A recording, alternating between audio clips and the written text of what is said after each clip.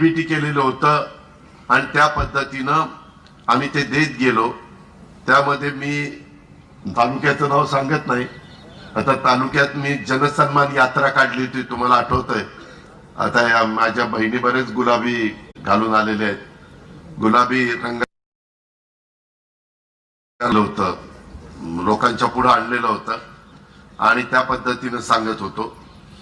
त्यावेळेस महिला गावोगावी मला ओवाळायच्या, ते थांबवायच्या मला माझ्या उमेदवाराला, आणि मी विचारलं, दादा लाडक्या बहिणीचे पैसे आले? कारण पहिले पैसे दिले भाऊ रक्षाबंधनला, जुलै ऑगस्टचे पैसे दिले रक्षाबंधनला, सप्टेंबरचे पैसे असे सप्टेंबरला दिले, ऑक्टोबर नोव्हेंबरचे पैसे नोव्हेंबरला आचारसंहिता येणार म्हणून ते बरोबर ऑक्टोबर नोव्हेंबरचे पैसे ऑक्टोबरला दिले, ते बरोबर दिवाळीच्या तोंडावर तुम्हाला मिळाले।